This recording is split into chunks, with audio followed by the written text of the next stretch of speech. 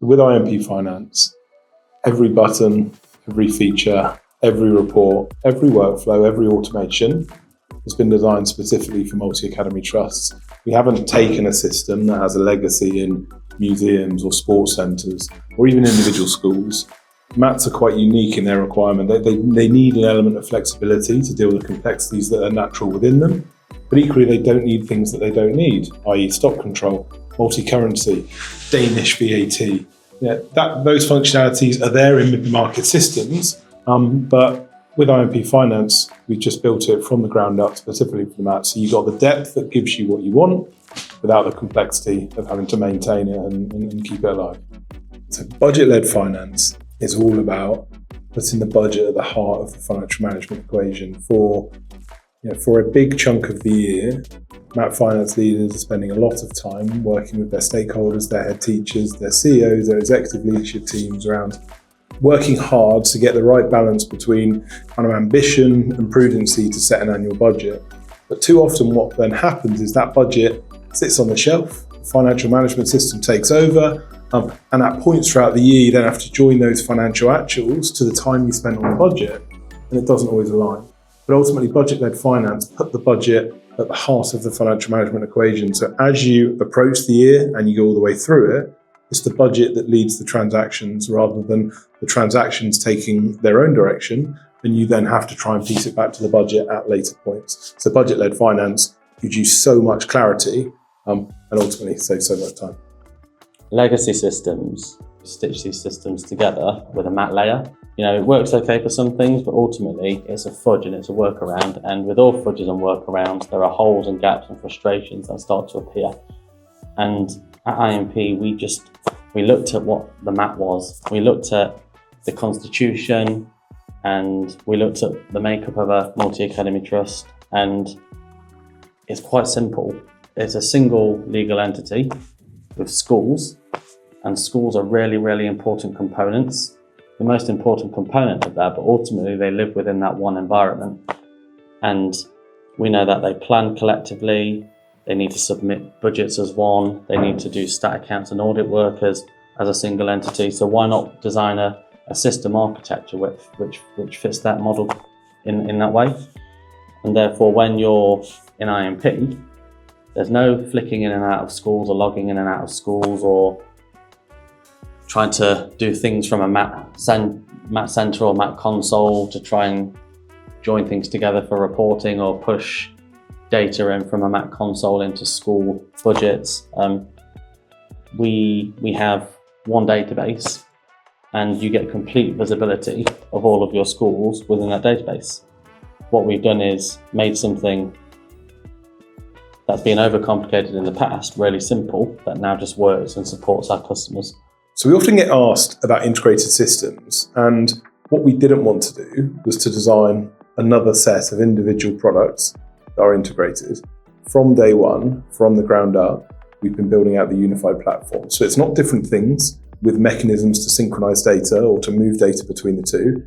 It's been one thing from the ground up. So data is available everywhere. Users are set up once. There's one set of finance coding underpinning it all, and you've just got that consistency because it's one thing. It is a unified platform. It is not different things that have been stitched together with integration.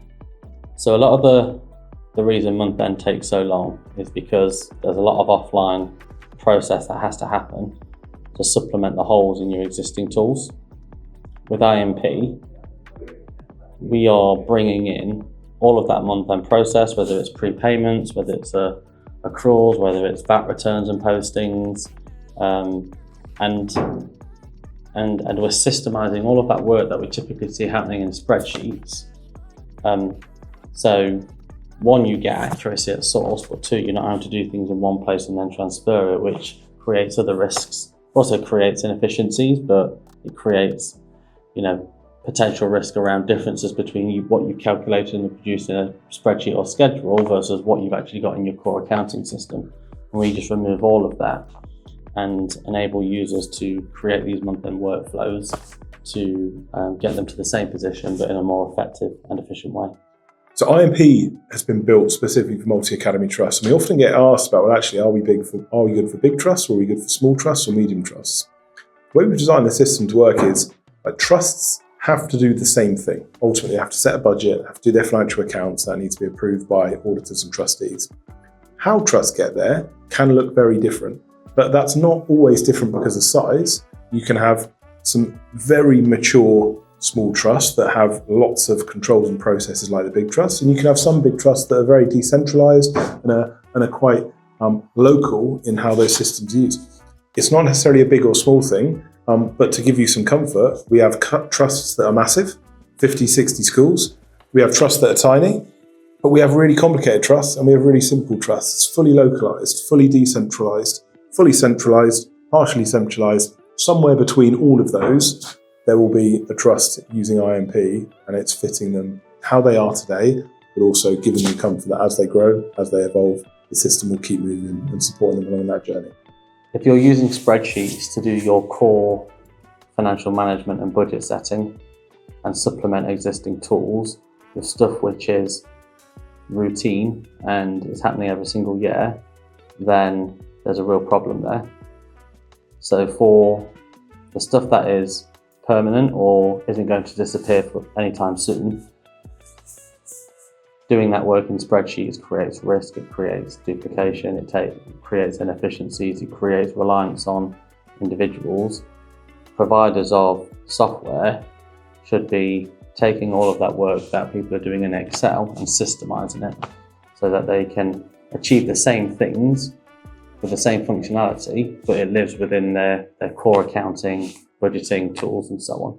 Modernising and systemising your financial management approach, whether that is budgeting, whether that's forecasting, whether that's raising purchase orders, whether that's approving purchase orders, whether that's doing bank reconciliations or doing payment runs. Doing that in a modern, systemised way enables you to focus on the important stuff. Okay, and the important stuff is not doing any of those things I mentioned. The important stuff is understanding the priorities of the organisation and ensuring that the finances are arranged in a way to help schools create the best opportunities that they can with the very limited resources that are available. Trusts that have adopted IMP, whether that's planner, forecasting, purchasing or finance, are able to put students and the schools and the outcomes at the heart of finance conversations, because doing finance is then not the hard bit. The hard bit is we've got a limited pool of funding, we've got lots of opportunities that we want to do, we've got lots of priorities, we can't do them all, but let's really drill into those priorities rather than this is really hard, we've not got enough money, we can't fund anything. Finance is about really pulling those strings, seeing what you can do to reallocate resources to ultimately just fund those priorities. And by taking the legwork out of the financial management, that's where you can spend your time and effort, not on the spreadsheets, the reconciliations, the copy and pasting, and just the faff that too often comes from a fragmented approach to financial management.